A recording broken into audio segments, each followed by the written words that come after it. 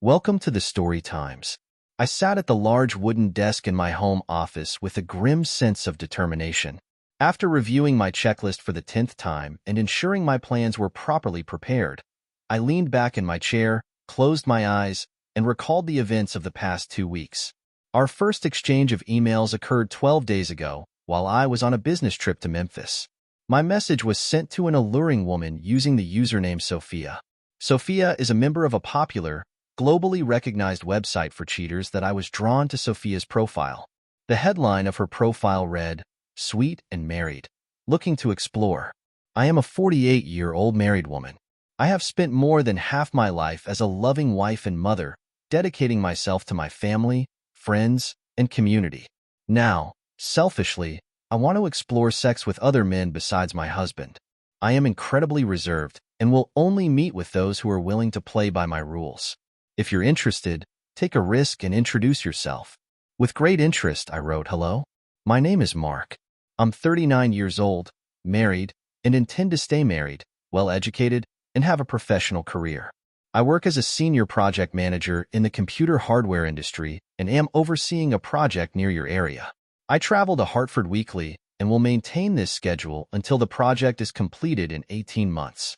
I have a fit and athletic physique, short black hair, and dark eyes. People often tell me I'm a handsome man. Sexually, I lean towards dominance and enjoy taking control. I'm not looking for love. I get that at home. Instead, I'm seeking rough, physical, and uninhibited encounters. Like you, I am 100% discreet. I can meet in a public location, somewhere distant from your hometown. This will allow us to connect in the way you need, and we can get to know each other in a safe setting. Then, assuming we decide we are a good match and wish to begin a close friendship, I will stay at a hotel when I'm in town and invite you to my room. I'd be glad to get to know you through email and eagerly look forward to the opportunity to meet you." After sending the message, I checked a few other profiles but didn't find anyone more interesting than Sophia. After a brief visit to the nearly empty hotel bar, I went to bed and quickly fell asleep. The next day was busy. My clients in Memphis had several technical meetings scheduled, and I was on the move until early evening. I invited 2 clients to dinner at an upscale seafood restaurant. We managed to leave the stressful day behind and enjoyed a pleasant meal. I grabbed a bourbon on the rocks as I walked through the hotel lobby and took the drink to my room. After changing into athletic shorts and a t-shirt, I powered up my computer. Sophia's response had been sent through the website to my email. The message read, "Hello, Mark. Thank you for introducing yourself. Your message was far more informative than most I've received. Honestly, the majority just write, 'Want to have sex?' or something similar. Yours was refreshing. Thank you. A bit more about me. I've been married to the same man for over 20 years. My husband works as an executive in the construction industry. He travels frequently for business, and while he's away, and only when he's away, I meet people. I'm a successful real estate agent. As is typical in my field, my schedule is chaotic. With proper communication and planning, I can arrange meetings during the day or early evening. I've been on this site for over a year now and joined when my youngest child went off to college. I admit that a combination of an empty nest, a frequently traveling husband, and a close divorced friend bragging about her many sexual exploits pushed me toward having affairs. I'm drawn to you for several reasons. I only date married men. I adhere to the political term mutually assured destruction. I'm also glad that you're from another city and have a hotel room. 3 of my past partners were local, and I constantly worried about running into them while out with my husband. In fact, I once saw one of my exes after we ended things at our local airport while I was leaving for a vacation with my husband. Fortunately, he didn't notice me. I'm also thrilled that you're 10 years younger than me. I've never been with a man 10 years my junior. In the year I've been on the site, I've received thousands of messages. I've heard women get far more messages than men. I've had online interactions with more than 25 men and met 8 of them in person over coffee. I've had only 6 affairs, counting 3 one-night stands. The other 3 relationships lasted several months, and each was thrilling in its own way. I have a few questions for you. Do you currently have any other women, besides your wife? What do you dislike about online communication with women? Is this your first affair? What are you looking for in a partner? I want you to understand that we will need to get to know each other through email. I'm not going to jump into bed after just a few days. I can also promise you that I'm worth the effort. I look forward to continuing our conversation. Not wanting to seem overly eager, I read Sophia's message, then turned off my computer and headed to the hotel gym. I ran on the treadmill for 30 minutes, lifted dumbbells, and did pull-ups afterward before returning to my room and going to bed. The next morning at 6 o'clock, I arrived at Memphis Airport and flew home. I stopped by the office for a couple of hours to handle some urgent matters. As planned, I met my wife, Jessica, at a local bistro along with her longtime friend Lisa and Lisa's flavor of the week hookup. The dinner and drinks were excellent. The company was barely tolerable. I didn't like Lisa. She was an adulteress with a deep-seated hatred for men. As we left the restaurant parking lot, Jessica knelt on the front seat, leaned over the console, and unzipped my pants. "Keep your eyes on the road, sweetheart," Jessica teased. Jessica had a special talent for making any moment unforgettable. Tonight, she decided to take her time, creating a slow, teasing rhythm that kept me on edge. The drive home took a little over 30 minutes, and Jessica kept up her playful gestures, resting her head on my lap. Early in the drive, I reached over her back, letting my hand trail along her toned thighs, a testament to her dedication at the gym. "You forgot your underwear, my little troublemaker," I remarked with a grin. Once we pulled into the garage and the door shut behind us, I lifted Jessica onto the hood of the car and kissed her passionately, my hands tracing her curves as I worked to make her feel cherished. "Hands. Use your hands," Jessica pleaded softly, her voice filled with anticipation. I took my time, ensuring she enjoyed every moment. After she caught her breath, I turned her around gently, guiding her to lean against the car. She responded instinctively, moving in sync with me as we shared an intense and intimate connection. Holding her close, I made sure we both reached a satisfying end. On Saturday, I woke up early and, with a pot of coffee in hand, headed to my home office to finish all the paperwork from the end of the week. I knew Jessica would stay in bed for the next few hours, so I felt safe opening my email and replying to Sophia. "Good morning, Sophia. My apologies for the delay in responding. Yesterday morning, I flew home, spent the afternoon at the office, and had a date night with my wife in the evening. Since we are both very cautious, can we agree not to be upset if responses are delayed? I hope so. As for your questions, currently, I'm not involved with anyone else. Over the past 3 months, I've been managing 6 small projects. I haven't spent much time in any one city and, as a result, haven't sought a friend with benefits. Our team has successfully completed 4 projects, and I've been assigned the newest one in Hartford. The Hartford project is extensive and requires consistent on-site supervision. This means I'll be visiting your area frequently. In the evenings, I'll have the opportunity to host a guest at my hotel regularly. I started dating 7 years ago and, in total, have had 16 affairs. 5 were one-night encounters, 8 lasted several months, and 3 discreetly continued for a year or longer. What do I like the least? Liars. I've developed a habit of being open and honest. If I don't want to answer a question, I'll let you know. I won't lie. All the one-night encounters involved incredible intimacy with women seeking lasting friendships. Unfortunately, every one of them disappeared after the first meeting. Sophia, you might be thinking, if so many women disappeared after the first date, maybe he's just a bad partner. That's a fair conclusion. However, when each of these women left my room, they were overwhelmed with happiness, pleasure, and satisfaction, and they promised future meetings. If anything, this is my biggest frustration with online dating. I hate liars. What do I like the most? That's very simple. I enjoy the variety that confident, open-minded women bring. Over the past few years, I've had the opportunity to explore beyond just vanilla intimacy. Some women brought toys and other accessories to our meetings.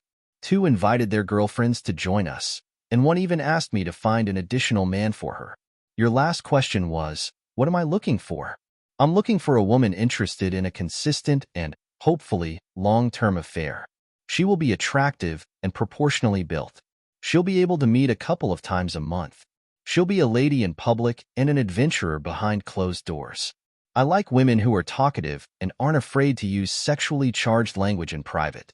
Ideally, She'll be married. She'll be someone who takes charge in her daily life, but wants a man to take control of her in the bedroom. I hope you find my answers appealing. In your last message, you mentioned that your long-term relationships were thrilling in different ways. How exactly were they thrilling? Have a great weekend, and I look forward to sharing more next week. My weekend flew by. On Saturday, I spent a few hours working in the yard, and in the evening, Jessica and I attended a neighborhood barbecue. When we got home, we undressed each other and climbed into bed. On Sunday, after church, Jessica and I went to the country club. We worked out together in the gym before taking a shower and having breakfast in the members' dining room. That day, Jessica spent time cleaning the house, while I went to the grocery store and stocked up on food for the week. Late Sunday evening, after Jessica had gone to bed, I closed the door to my office and checked my email. Sophia had replied that same day. She wrote, "Mark, I completely agree. I will always respond as soon as I can, but if circumstances prevent me, you might have to wait a day or two.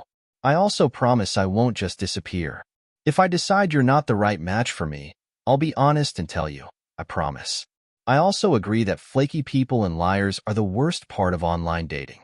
Like you, each of my one-night encounters was with men who seemed crushed when it ended. Each promised that our date would be the first of many, only to disappear afterward. It's very disheartening. Thank you for the detailed answers to my questions. So far, I have not been disappointed by what you've shared. You inspire me. That's a good thing. I'm also impressed that you didn't demand a photo or ask what I look like. In your last letter, you mentioned that you're looking for an attractive woman. Well, I am attractive. I'm 5 feet 5 inches tall and weigh 138 pounds. My stylish, shoulder-length hair is red, and my eyes are brown. I have a C-cup chest that is, mostly, high and firm.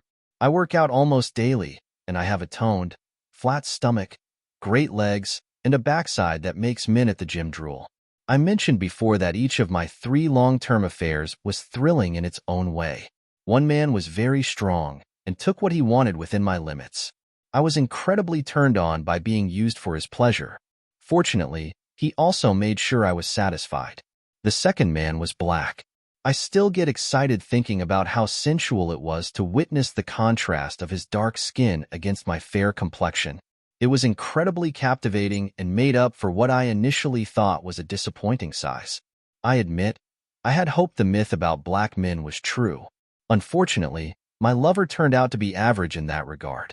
The third man, my most recent, was a surprising experience, though I didn't realize it when we first started exchanging messages. He was slightly taller than average but very slender. At first, I was a little disappointed, as traditional intimacy didn't bring much satisfaction. However, on our third date, Jake convinced me to try something new for the first time, and it turned out to be an incredible experience. I can only wonder what that kind of experience would have been like with a larger size.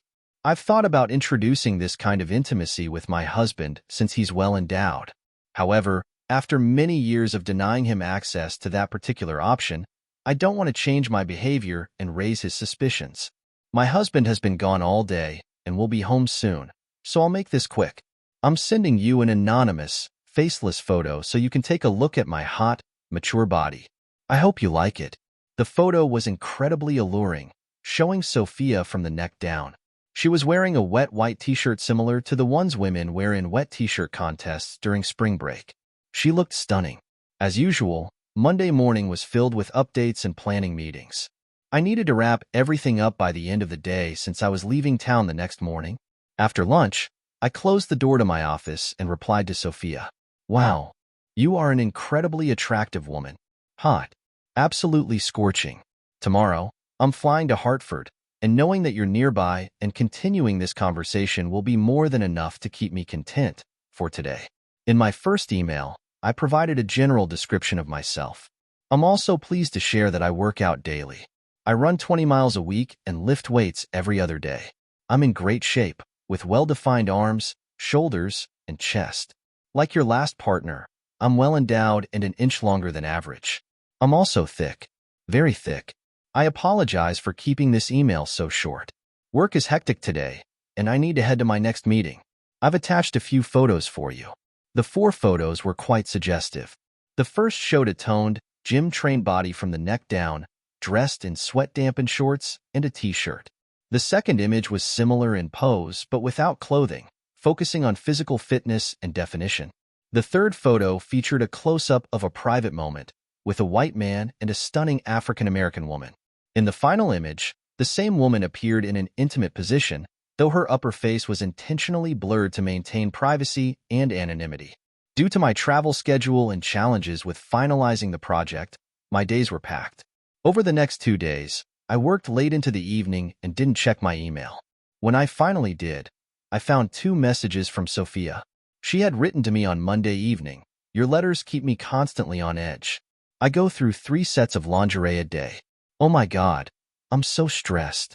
The pictures you sent are incredibly sexy. I used my favorite toy, rabbit, and pampered myself 3 times. I slept so well afterward. Like your pictures with that gorgeous Negro girl. I have saved trophy pics from each of my romances. They are anonymous, but I find them incredibly sexy. I keep them in a subfolder on my work computer and occasionally look through them and enjoy them when I need to. I've attached each of my trophies. I hope they make you just as happy for me." Attached to the email were 6 photos.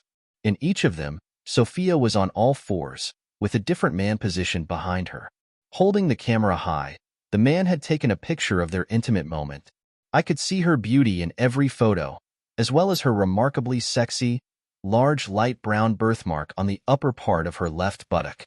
On Wednesday morning, Sophia wrote again, "My mind is clouded as I've been waiting for your next email. I'm going crazy knowing you're in the Hartford area. Last night, I lay in bed with my rabbit buzzing, thinking about you. I can't help but wonder which hotel you stay at when you're here for work. Yesterday, my company signed contracts for 3 new listings. I visited each property to get familiar with the homes. As I walked through each one, I imagined you as a potential client. Tell me, what do you hope our first date will be like? I took 3 very naughty pictures for you. The photos were incredible.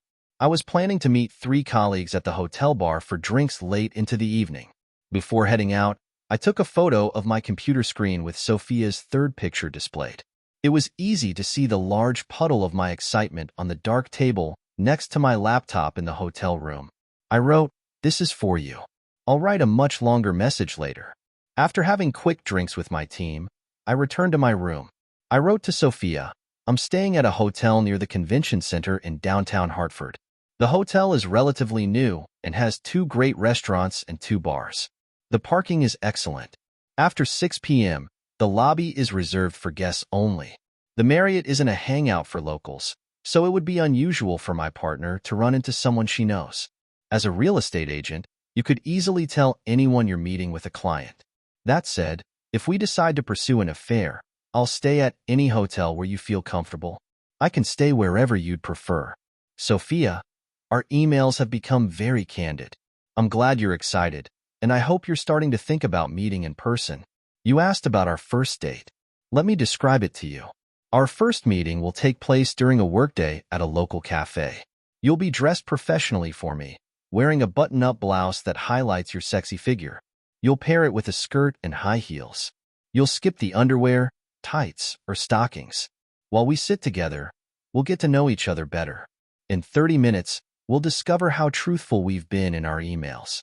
We'll also find out if there's personal chemistry between us. If our meeting and conversation go as well as we both hope, we'll arrange to meet in my hotel room later that evening. I'll walk you from the cafe to your car, and we'll shake hands.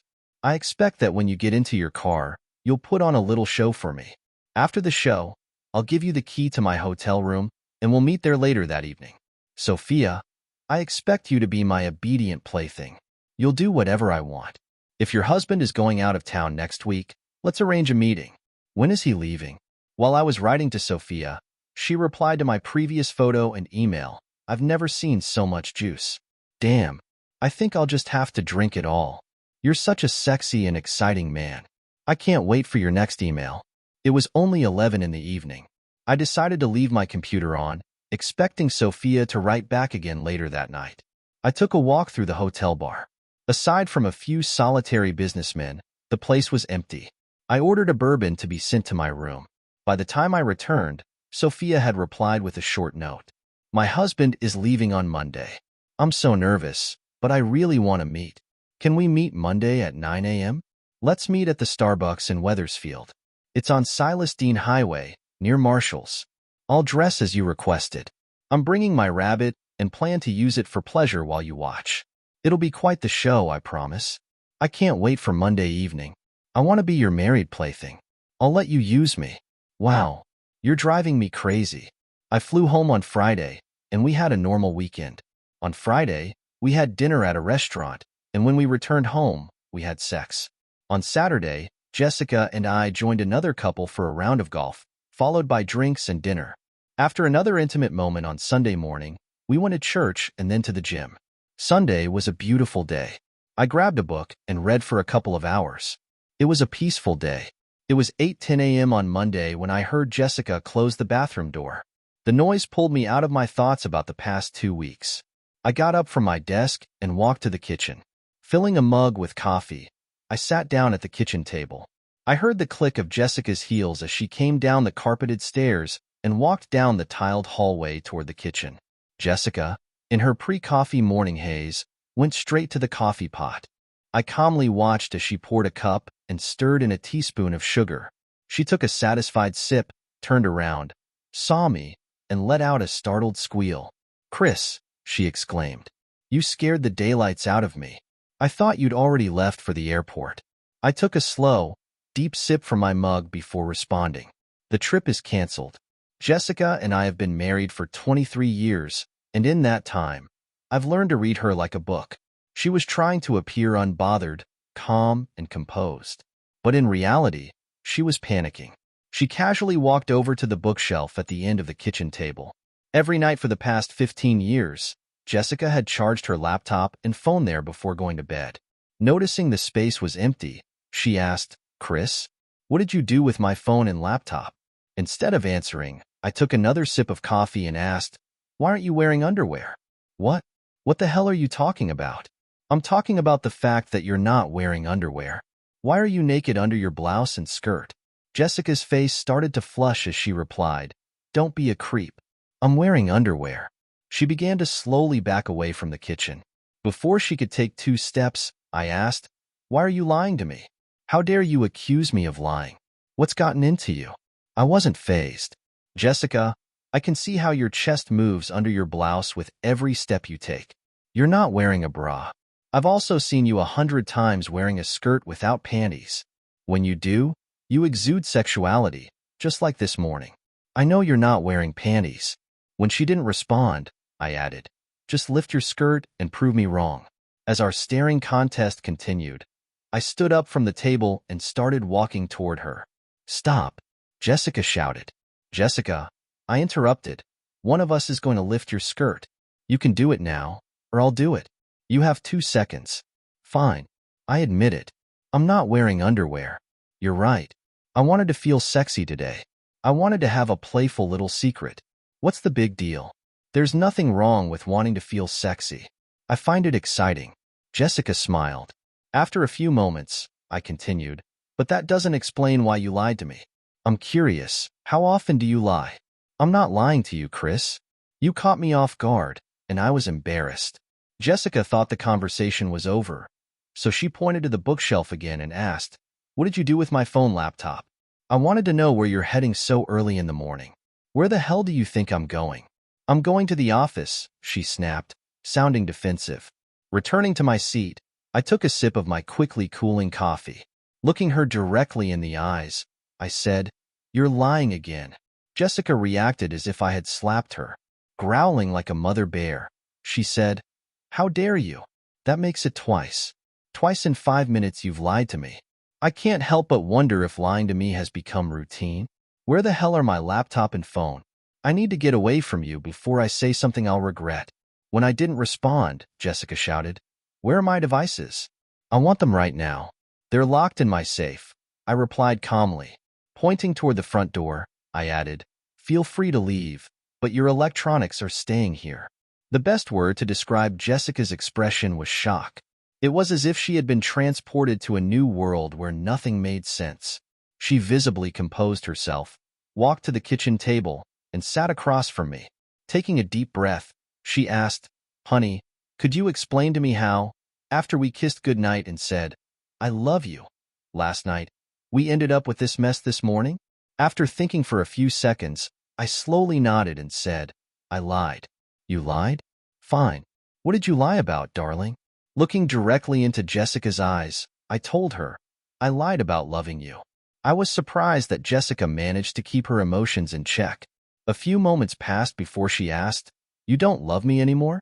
I admitted, "I'm not sure 2 decades of love can ever be entirely destroyed, but it's close." "Sweetheart, I'm too confused to understand the meaning of this conversation.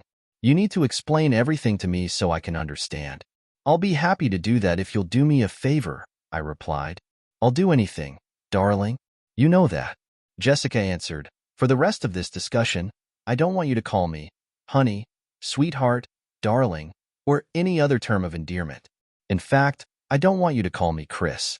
Jessica actually smirked and said, "All right, then, what should I call you?" I pretended to consider her question. After a moment, I said, "Call me Mark." I watched Jessica closely. She must have been more confused than I thought, because my obvious hint went right over her head. I continued, "I'm not going to call you Jessica." Once again, I pretended to think as I watched a strange, condescending smile spread across Jessica's face. "Instead, I think I'll call you Sophia." Her smile vanished almost instantly. I went on, "Sophia and Mark. Mark and Sophia. Sounds like two lying, cheating married fools. Don't you agree?" Jessica's face turned ghostly pale, and within seconds, she vomited her morning coffee and the remnants of last night's dinner onto the table and her lap. "Covering yourself in puke seems fitting for a lousy adulteress. I suggest you take a shower. I'll be in my office if you want to continue this conversation." "Chris." Jessica's eyes were filled with desperation. "Go take a shower and change out of your adulterous attire. You reek of betrayal." It was almost 90 minutes before Jessica returned.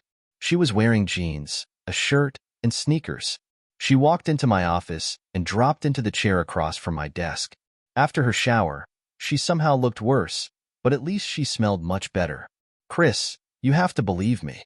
It was just online sex. I swear. I've never been with anyone in person. It was just stupid online nonsense." "You're lying." "No, don't say that. Since the day we got married, I've never touched anyone but you. I've seen it. I saw the photos. All 6 of them. 6 different men. Different shapes and sizes. Different colors. 6 pairs of male hands on the same world-class backside.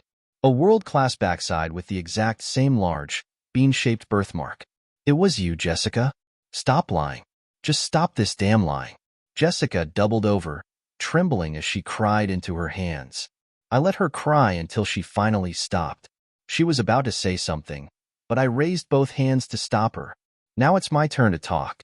I pulled open the desk drawer, took out a small stack of papers, and slid it across the table to Jessica. "What is this?" she asked. "It's my divorce petition." "No," Jessica screamed. "I don't want a divorce. Bill Murphy will file it today. If you don't go to his office and officially sign a copy of the petition, you'll be served by the end of the week. What don't you understand? I don't want a divorce. I've taken all the money from our vacation fund," I told Jessica. "I used it as a down payment on an apartment in downtown West Hartford. It has 2 bedrooms, so the girls can visit me during their college breaks. How are you going to explain to the girls that you're destroying our happy family?" "That's easy, Jessica. I'm going to tell them their mother is a lying, cheating adulteress who's been with at least 6 men over the past 2 years. You have to understand," Jessica pleaded. "The kids are grown and living on their own. You're always traveling. I was bored. I needed some excitement. It was just sex. It didn't mean anything. Let me try to understand. So it's the kids' fault and my fault that you became an online adulteress?" "I didn't say that," she shouted. "Please, stop calling me those awful names." I laughed at her last comment and reminded her. "You told Mark you wanted to be an adulteress. Those are your words, Jessica. You said it." Jessica asked, "How did you know?" "I was so careful." "You were careful and never let me know how much you despised me." Jessica nearly jumped out of her chair, but leaned back and began to cry when I waved her off dismissively. "You were careful, but your last fling wasn't. His real name is Jake Kaplan.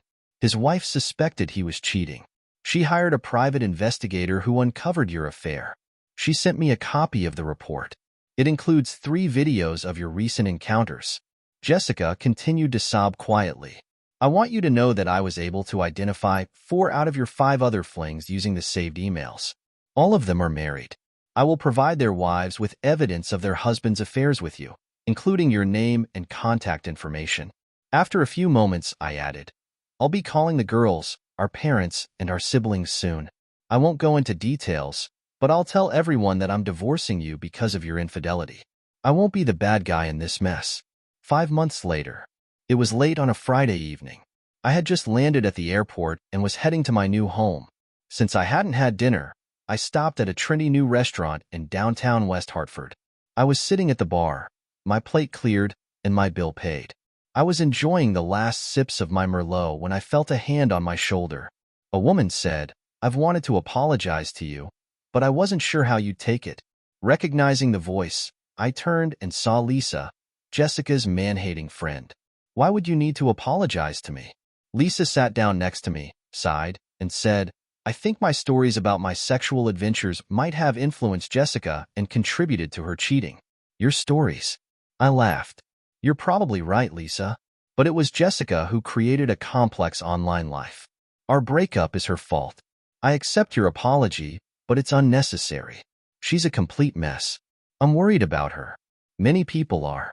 I know from the girls and her father that she's seeing a therapist and trying to improve her life. I hope she keeps it up. Chris, I have to ask, is there any hope, even the slightest chance, that you could call off the divorce and try again? Jessica loves you so much. At that moment, I felt a hand on my shoulder again. Someone leaned in and said, Are you already replacing me? I turned and smiled at Yana. Gently kissing her on the lips, I nodded toward Lisa and said, I'd like to introduce you to an old friend, Lisa McGregor. Lisa, meet Yana Flynn. After the 2 women shook hands, I stood up, took Yana by the hand, and said, It's time to go. I smiled and wished Lisa a good night, while Yana added, There's no hope, Lisa. He's mine. I'm not letting him go.